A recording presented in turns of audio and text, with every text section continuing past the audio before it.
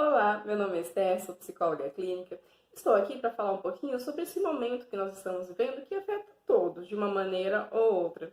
E se a gente for parar para pensar dentro do contexto escolar, então, são professores tendo que se reinventar para ministrar suas aulas, são as famílias tendo que se reajustar para manter as crianças em casa em tempo integral, são as equipes pedagógicas tendo que lidar com situações que não estavam no planejamento. São os alunos tendo que manter o seu processo de aprendizagem em um contexto totalmente diferente do que eles estavam habituados. E no meio dessa confusão, não é incomum encontrarmos sentimentos como medo, ansiedade, insegurança, frustração, raiva, impotência. Enfim, estamos estressados. E o que é esperado, inclusive, dentro desse contexto, porque o que é o estresse? É um mecanismo adaptativo do organismo frente a situações novas. O que aconteceu? Nós estávamos seguindo um curso, nós estávamos no equilíbrio das nossas vidas e de repente tudo isso foi alterado. Então nós precisamos nos adaptar a essa nova realidade e é isso que o estresse faz, com alterações comportamentais ou emocionais, incluindo aqueles sentimentos que eu listei agora há pouco. A ideia é que a gente consiga ter uma maior percepção da realidade que nós estamos vivendo e consigamos nos adaptar a essa dinâmica. Só que isso é chato, é desgastante, é incômodo. E aí que nós temos algumas ideias e estratégias para passar por essa situação da melhor maneira possível, para que a gente possa superar a fase e seguir adiante. E aí que eu tenho algumas dicas para a gente agora nesse momento. Então vamos lá? A minha primeira dica é para você que é responsável nessa situação de alguma maneira, pai, mãe, diretor, professor, cuide primeiramente de você e de você como pessoa, como ser humano, não por ser mãe, por ser professor, independente disso. E por que eu falo isso? Uma coisa que eu sempre converso com os pais, com os responsáveis que vêm até mim no meu consultório é: você só pode cuidar de alguém se você estiver bem. Então, faça essa autoanálise. Como que você está? Como é que está o teu humor na maior parte do tempo?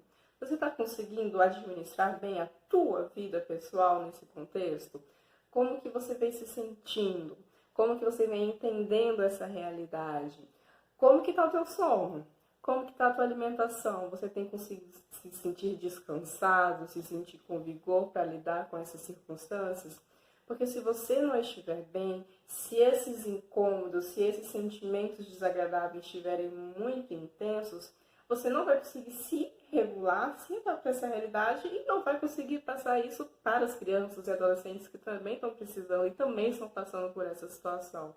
Então, primeiramente, olhe para você, cuide de vocês, tenha essa atenção, que pode até parecer meio contraditório, né? Porque, mas eu tenho que dar conta de tudo. Sim, só que nessa de dar conta de tudo, a gente acaba negligenciando coisas que nos fariam dar conta dessas situações. E é importante a gente entender os nossos limites, entender que infelizmente a gente não vai dar conta de tudo, que infelizmente algumas coisas fogem ao nosso controle. E a partir do momento que eu aceito essa realidade, eu consigo superá-la. E lembrando que aceitar não é se conformar e achar que é isso mesmo e não fazer nada a respeito. Não, pelo contrário. É entender que, infelizmente, é isso. Gostaria que fosse diferente, mas não é. Então tá, já que é desse jeito, o que eu posso fazer? Então minha primeira dica é essa: cuide primeiramente de você para que aí sim você consiga passar esse apoio para quem também está precisando. E a partir do momento em que eu consigo fazer essa autoanálise de perceber meus próprios sentimentos, perceber como as situações me afetam, eu sou capaz de entender e perceber o outro, e perceber também as dificuldades do outro e como o outro está se sentindo, que é o que a gente chama de empatia. E empatia é uma das chaves para a gente conseguir lidar com essa situação. Famílias se colocarem no lugar da escola, escola se colocar no lugar das famílias, vocês também conseguirem se colocar no lugar dos alunos, alunos conseguirem se colocar no lugar dos pais da escola, é conseguir entender as dificuldades e limitações de cada um, é conseguir perceber o esforço que cada um tem feito e validar tudo isso. Porque muitas vezes a gente acha que a gente deveria estar passando por isso de uma forma plena e tranquila, que se não eu, as outras pessoas deveriam ter tudo sob controle. né? Então, às vezes, eu acabo exigindo demais da família, acabo exigindo demais da escola, eu acabo exigindo demais do meu aluno. Quando ele está irritado, eu falo que não precisa ficar irritado, eu desmereço, invalido, porque eu também estou, é como se não tivesse direito, sendo que todo mundo tem o direito de se sentir mal, todo mundo tem o direito de ficar confuso, e entender e acolher esses sentimentos é importante para que a gente possa elaborar e dar uma saída que seja eficaz. Quando eu só vou reprimindo esse sentimento, quando eu só vou acusando o outro, quando eu só vou despejando tudo isso de uma forma aleatória, de uma forma que não tenha um embasamento, que não seja construtiva, eu só estou desgastando ainda mais, eu estou desgastando as relações, eu estou desgastando o meu emocional, e o que é totalmente desfavorável. Então, eu preciso entender que quando a criança ela estiver cansada, irritada, ela tem o direito de estar assim. Mas isso não significa justamente que eu precise só passar a mão na cabeça e deixar pra lá. Não, vamos procurar uma solução. E aí, o que a gente pode fazer para lidar com isso? Eu entendo que você está cansado, eu entendo que você está frustrado, eu também estou, eu também já passei por esse momento, mas nós precisamos lidar com isso. Como nós vamos fazer? E aí vem o próximo ponto, que é procurar ajuda. Nós não dificilmente vamos conseguir fazer tudo sozinhos. Então, conversem, dialoguem, busquem ajuda. Pais, se unam, vejam o que está funcionando na casa de um, o que pode funcionar também na sua, quais estratégias a gente vê que estão sendo desenvolvidas e são eficazes. Escola, conversem com as famílias, vejam quais são as dificuldades que estão surgindo. Famílias, conversem com as escolas, tentem encontrar estratégias para lidar com os problemas que forem surgindo no meio do caminho.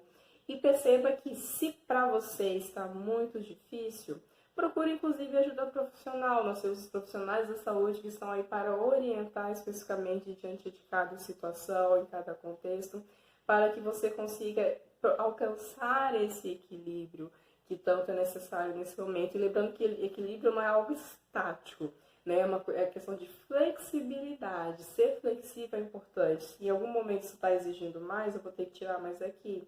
E também o contrário, né? Então é se manter estável apesar dessa dinâmica do momento. Um outro ponto que vem sendo muito falado também nesse momento é ter uma rotina, que de fato é extremamente importante, inclusive para a redução da ansiedade, já que a ansiedade nada mais é do que essa incerteza sobre o que fazer, sobre o que vai acontecer. Então, uma rotina acaba sendo benéfica nessa redução da ansiedade, principalmente com crianças pequenas.